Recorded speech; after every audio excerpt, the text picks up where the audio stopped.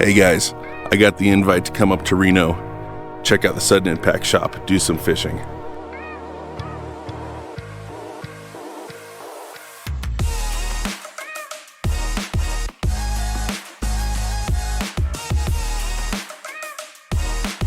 So we're about to go in, see where they do all their stuff, and where they poured 1.8 million baits last year, and this year they're on the road to 2 million.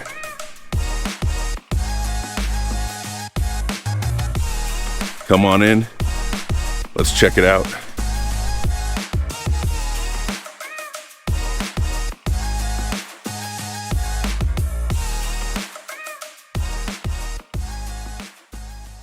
Hi, I'm Bill DeMant with Sudden Impact Bait Company. Well, I grew up in Southern California, fishing like Laguna Lake and the piers and the rocks in Huntington, and always liked fishing. Went on a ton of long-range trips. Royal Star at the time was my go-to boat, and life took over, kids, career, and now retirement, and I need something to do during retirement, so this is what I do.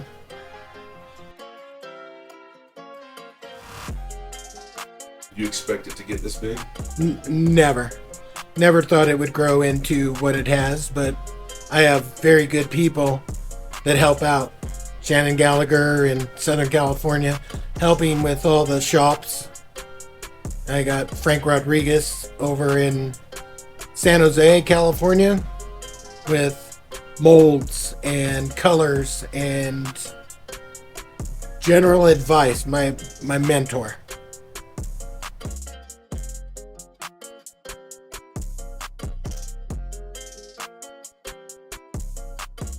Name came from my race boat.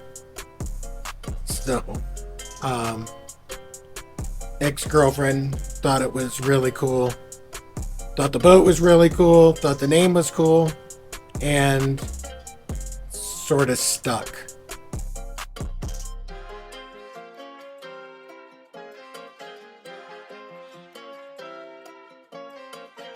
I never really expected it to grow like it has.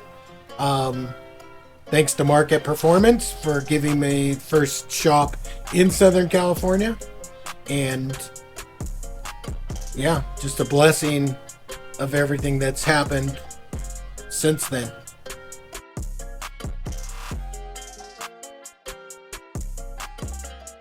The year of the fluke.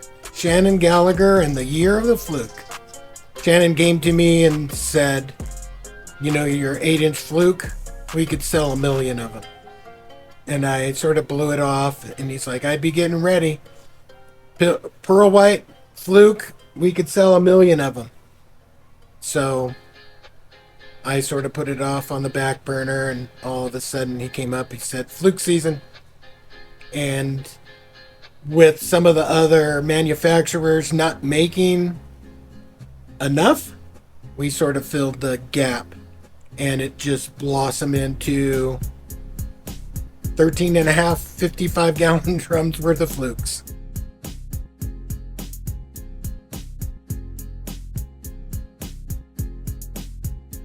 When he first came to me, he said, could you make me 3,000? And I said, do you have these sold? He said, well, you make me 3,000 and I'll go get them sold.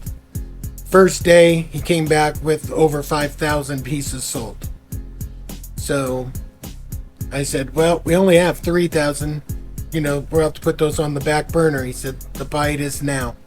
Can't put it on the back burner. Gotta make them now.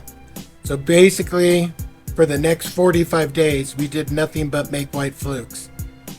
I would make 3,000 more. So I figured we had 1,000 extra. Shannon would come, oh, need 5 more thousand.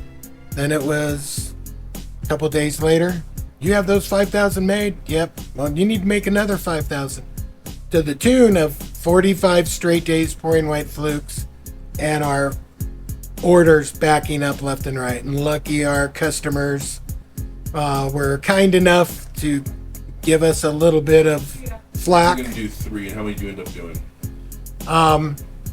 Well, basically we would get about 85 to 90 per gallon. And we did 13 and a half 55-gallon drums. So north of about 42,000 pieces. It's a hell of a summer. We're just now catching up. Turn it on and put it on a tripod, and then I could talk for hours.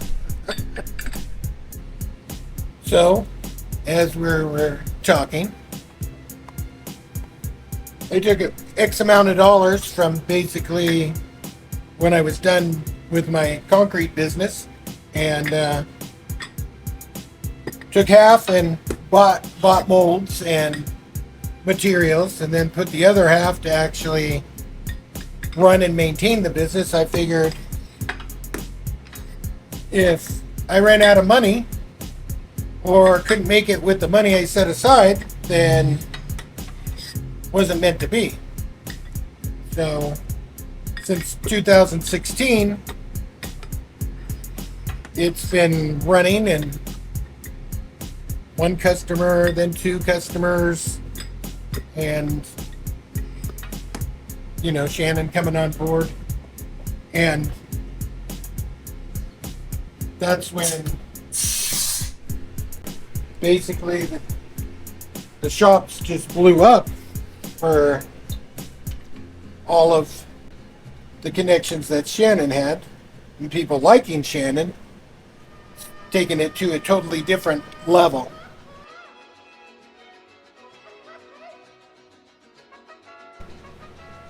I was considering one-piece wood baits, sort of like the Japanese slim baits, sort of like the ones I was showing you earlier, yesterday. Yeah. Japanese tuna baits.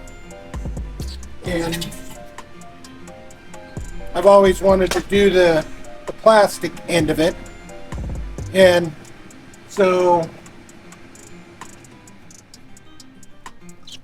started with the plastics and bought a few molds, and actually, that's right after that I met Frank Rodriguez, and he let me know that I was buying the wrong type of molds. So he basically got me into more of the swim bait molds, and basically haven't taken a dime from Sudden Impact yet. Just trying to build the brand, build the mold count, so we could get the baits made quicker, faster, out to our customers.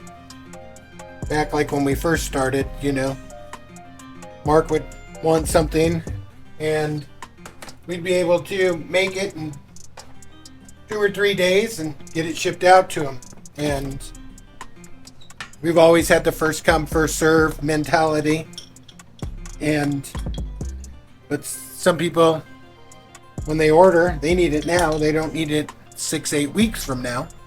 So we've actually hired a few people that are being trained. Two different girls. One's going to do our airbrushing. She's getting trained. And another is going to be doing our eyes and bagging and tagging and making sure we put all the right baits in the right bags. Get them out to our customers quicker.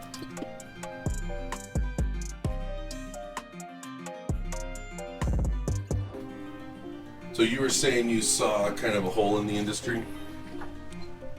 Well, I mean, when it comes to the plastics, some of the same similar plastics when I was a kid. So to me, there seemed like there was a room to innovate, and with the capabilities of CNC machines and 3D printers, you could print something that was realistic and make it now. You didn't have to. I mean, the hand guys that pour, they're masters. There's no comparing what they do to what we do. they are superior. They do thousands and thousands of baits, and they look identical. I mean, those guys are spot on. I mean, you can't take anything away from what they do. We can make some stuff look a little more realistic, you know, because we don't have the flat edges, but their colors in their laminates are just, what we can do in 2 colors, they can do in 3 and 4 colors, where we have to airbrush colors. And, you know, got to take your hat off to them.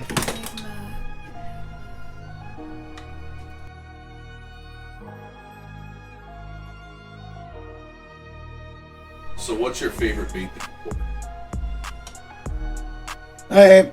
My favorite one, I guess it's like really close, is the 575 Sugar Shaker. It's basically the first mold I had made custom. So I had a guy in Michigan, he drew it up, and I had a company in Mississippi that made the molds. And that opened a few doors. So that was good. And then the virus hit. I thought things were coming crashing down. But fortunately, you know, making baits and the bait shops being an essential business for people to actually be able to go out, catch fish, eat, was a lifesaver for, I think, both shop owners and bait makers. Yeah, you revised the trout at one point, right? We have. I had another gentleman that was helping me in Southern California, and we tried something that he suggested and really didn't realize we had messed up the molds instead of improved the molds until Shannon Gallagher came aboard.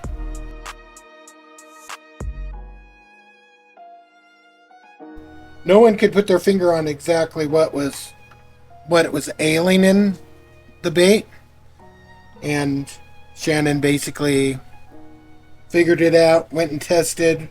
We made a new mold. He went and fished that. He was happy with how it swam, and then we made new molds.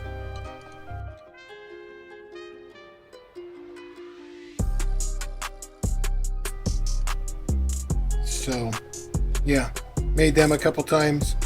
We made the bluegill a couple times.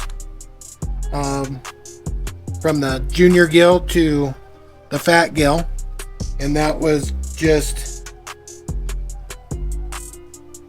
there's more people like me that fish than Shannon Gallagher's and Mark's of the world. And it's not that the bait didn't work, because it did. It was just hard to rig it, and people that were using it, it's supposed to be for freshwater, but they ended up using it, as you know, more in the salt water than anything. Surprise, surprise.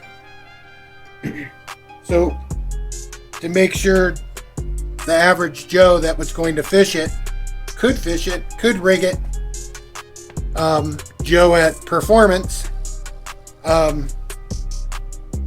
he's the one that pulled me aside and said, hey, you know, you need to take a look at this. If it's light out and you have an hour to rig it, we can rig it. But on the fly, it's too hard to rig. So we made some changes, and that's how the fat gill came to life. I don't know if you remember, but when the fat gill first came out, I kept calling it the long cast by accident because it casted so much further. Yeah, well, you got like another 30 feet on your cast with that one. Well, it had almost 30% more plastic than the junior gill. So the fat gill, it's bigger in the head, and the body, and we've basically made the head, the body blend back into the same tail configuration. Yeah, and just the shape of it, it didn't seem to catch the wind the same. Well, that's good. I didn't know that it was casting that much better. That's all good to know. Noticeably further. Yeah. I remember I'd call up and I'd say, hey, you know, those long casts. They're like, what are you talking about? You know, the new I one. do remember that. And you go, oh, the fat gill. Oh, okay. Yeah. No. And I mean, we've just tried to fill the holes in the fishery. That's how the 4-inch sugar shaker came about. Shannon said, we need something to fit between X and Y here. Let's figure out something. And that seems to be another saltwater, good crossover salt, freshwater. As you've seen at the lake, cutthroat trout don't care if it's a 4-inch sugar shaker or 5 3/4-inch sugar shaker. They'll eat them both. So, but it's a good one for the back bays. I believe it's pretty good. When the bite is going small, it gives you a really good presentation. That's another bait that we made them, and then we improved on them, made them bigger and fatter, more round, and that seemed to help them swim a little better. Just a better overall 4-inch bait. But if you want to burn a bait, 4-inch torpedo. Want a slow roll, you got the 4-inch sugar shaker. So it sort of fits. We have baits that fit in, and if you really want to burn it, we got our flukes. So we sort of wide variety of stuff for people to fish.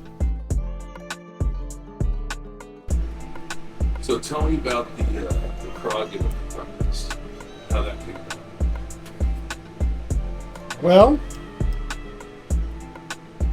Shannon posted the red crab, you know, down in Costa Rica, in that area, coming up, you know, and he said that we're definitely going to need to make some punch craws for that fishery when it gets here. And I was like, okay, well, me thinking ocean fish versus freshwater fish, I thought what would be cool but to have a punch craw with craws. So I got a couple sets of the 2 different sizes and had them here, and then I got my bubble deflated when Shannon let me know that those are cool, but the regular punch craw is what I want you to make for that. That's the ticket. But I'd made some and put them out there, and they sort of got a little bit of a following, people liking them. And so Shannon's ordering punch craws, and I made the punch craw with the claws a couple times on accident. And we're like, well, what are we going to call this? I go, I have no clue. So that's when I came to you and said, hey, let's see, get your followers and people that are on Instagram, and let's see what everybody thinks we should call that bad boy. And that's how that all came about.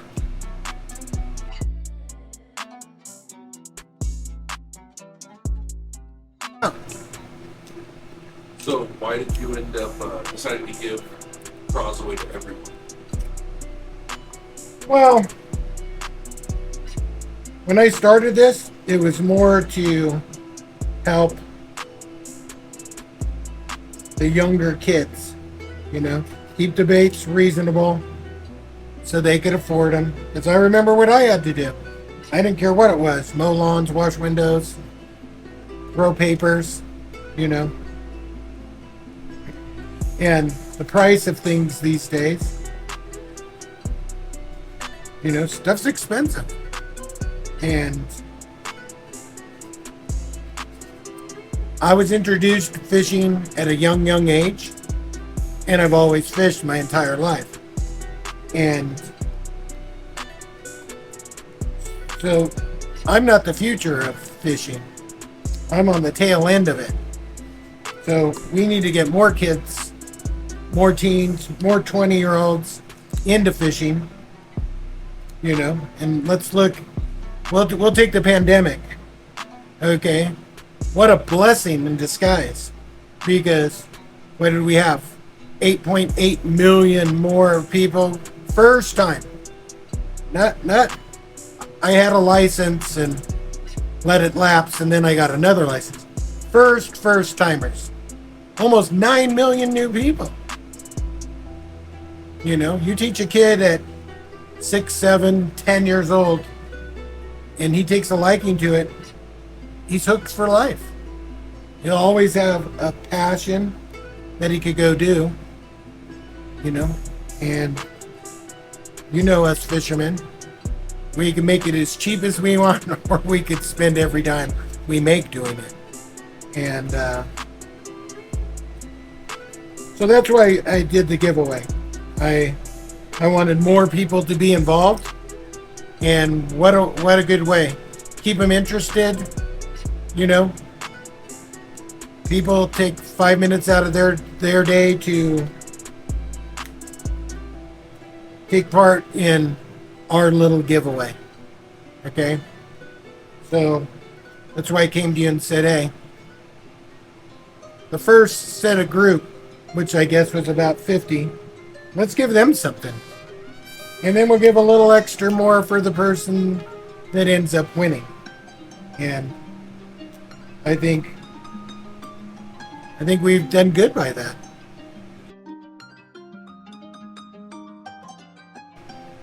Good name too. Whammer Slammer. I think that's poetic. I like it. And here is the Whammer Slammer. What's that? Runs up on 4 inches? This is 4 3/4. Almost a full 5 inch.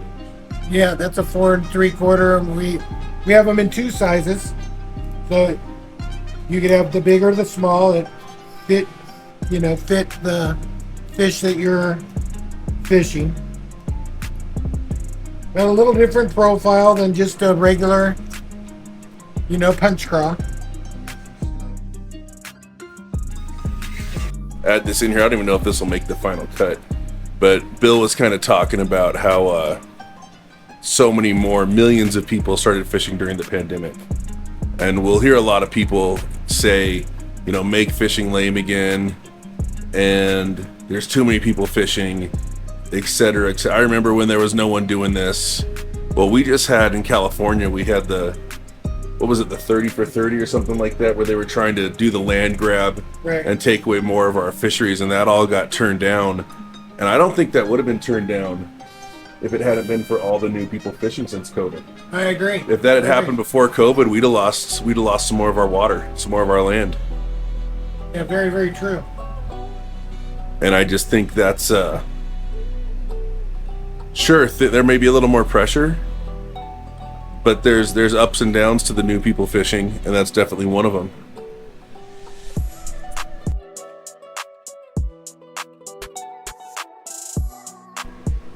What is it, November 18th through the 25th, we're going on a Tony Reyes excursion.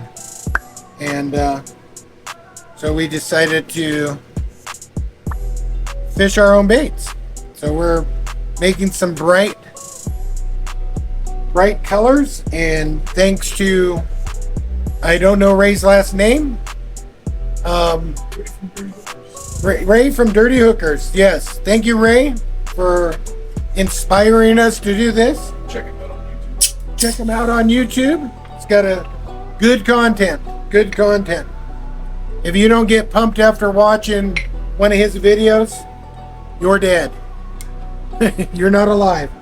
a lot of energy, a lot of good content. So we're pouring some of our bigger 360 torpedoes, 7, 8, 10, and 12 inchers. Some of our bigger flukes, the 12 and the 8. The Cabria Killer. See how they hold up. Made them in a little tougher plastic.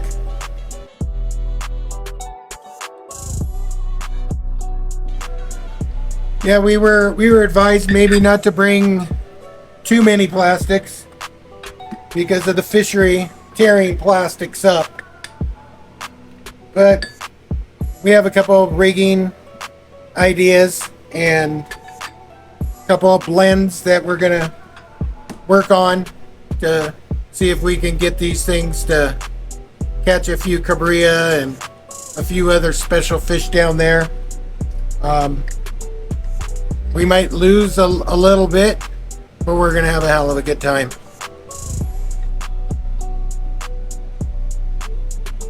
Start off there. We're gonna do a purple violet pearl violet purple, or actually grape colorant, and try to get that iridescent purpley blue.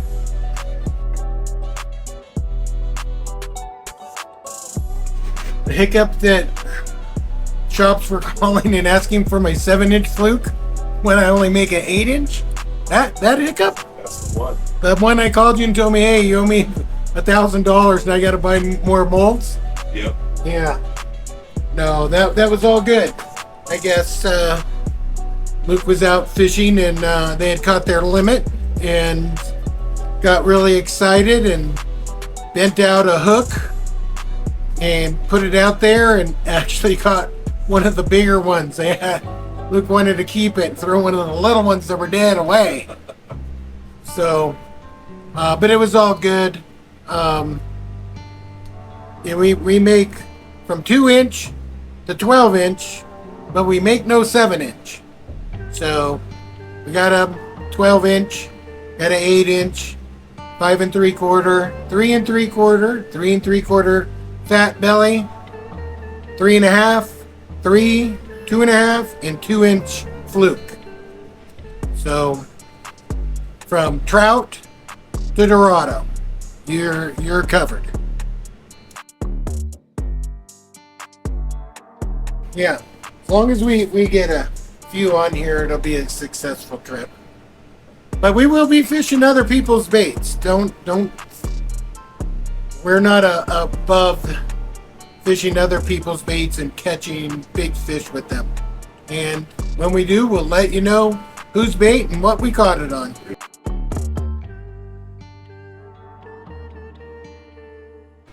I raced from 81 to 92 in the boat, and then we went to Top Alcohol Dragsters and did that for a few years.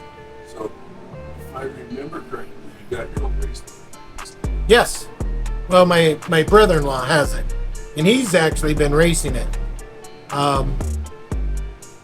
He's going to race it for a couple years, and then we'll decide what we want to do with it from there. Does it still say set impact on it? Oh, it's a beautiful thing. Yeah, still does. So, yeah, I might be getting rid of that to get a center console. Got to have a boat. So. Nothing better than Nothing better.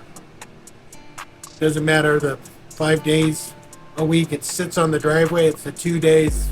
It's worth the 5 days sitting there.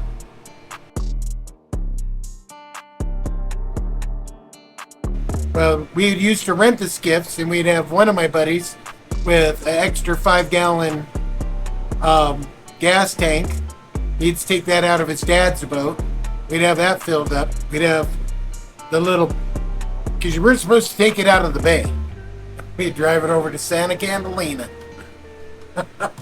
There's many times it was like, oh Lord, please, just let us get back and we'll never do this again.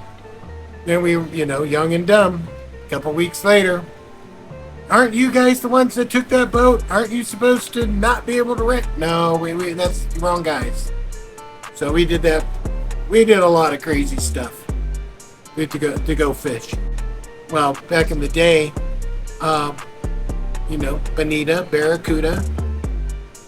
Calico bass wasn't that big way back in the day. My era, which is your dad's era, was tuna fishing. You weren't tuna fishing. Or were you fishing? Why were you fishing? So, You ever get a tuna on any of those little skips? No. What about a yellowtail? Oh yeah, plenty of yellowtail. Few halibut, bonita, barracuda, sheephead, rockfish. Yeah, I didn't get my first tuna until long range.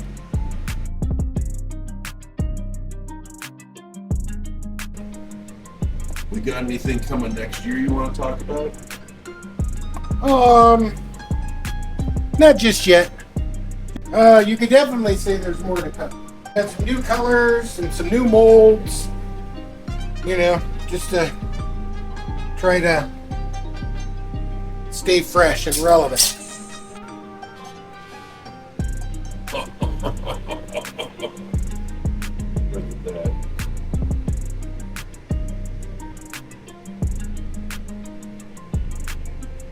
I'm like putting shadow on it. Let me see.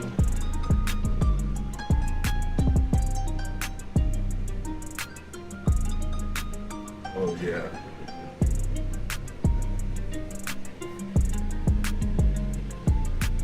So do you have a favorite color?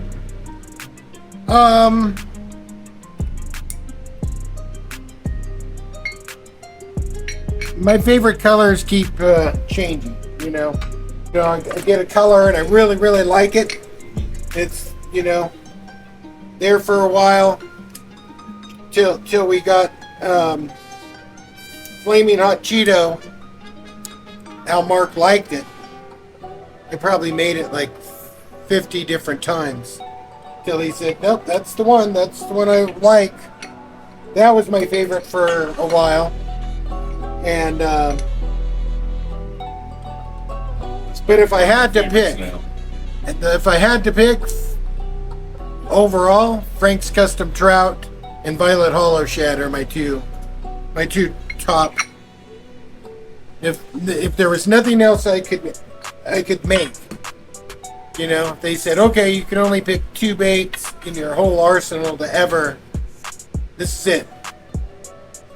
We're gonna give you all the stuff to make only 2 baits. Order up. I'd order all the materials just to make those 2. This is bitchin'. This is actually going to reflect blue and purple, a little lavender. You can see the blue in the camera. Oh, that's really good. And then I believe we're going to put chartreuse bellies on these. Oh, they're so cool. I don't know. I think we'll have to. We might, after pizza, we might have to squirt a couple bellies tonight. Plum bit. Plum bit.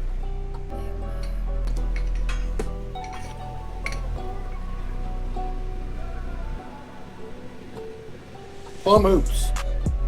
So, I'm in no way financially paid by Sudden Impact Baits, but I get to fish them, and I get to tell you guys about what I fish and what I like. And I recently went in to pick up some Violet Hollow Shad because I was out and I needed them now. I was getting on the water before I can get the baits from Bill, so I went into Performance to get some Hollow Shad. And I hadn't seen Frank's Custom Trout yet, and I literally did a double take. I'm gonna pull one of these out and show you, but I literally did a double take, and I walked out with some Frank's Custom Trouts too, because this is a beautiful bait. I don't know how much these colors show on the camera. Maybe I'll turn it over here. Really shows in the water. But what's nice is on those bright days, it has that natural bait fish look. And it's got that little, what is it, like a pink or a violet in there? I can't tell you. But it's there's some sort of natural bait fish color that's almost inside of it. Got the little black speckles on the back, and it just looks real natural.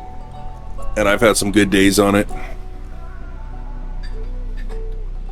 And I'll just talk about a couple of my favorite colors. If I could only fish 2 baits and I had to bring them out and try to do good, it would probably be violet hollow shad and hot Cheeto. But that being said, I haven't caught my biggest fish on rough fish. Rough fish is one of my favorite colors. I haven't caught my biggest fish on it. But if you say, 4 pounders and above, so 4 pounders and up, I've probably caught more of them on rough fish than any other color. So here you go. This is, Luke had asked for some 5 3/4 inch flukes in this color. Plum bit. Plum bit. Take that out to the ball this week. So on that note, the year of the fluke for sudden impact, thanks to old Mr. Gallagher. We plan on being at the Bart Hall show with Bob Sands again. Come on out and say hi and tell us what you like and don't like. And we will be, I believe, in Performance Tackle's booth at the toy drive this year. We won't have our own, but Shannon will be there. I will be a little busy with some stuff. And the PCS show, we should be possibly in 2 booths. We should be with Performance and with Bob Sands if he's still going. Last I heard, we were going to be from Shannon. We would be in both. We will have some new colors next year. Some new keep up with the times type colors. A little different. Shannon's been fishing them. He loves them. So when you get it, if you have any questions, Shannon. He'll answer any of your questions and get you hooked up in the right direction. And we wish all of you a good holiday season. Hope to see you at one of the shows. Come up, say hi, and have a fun time fishing.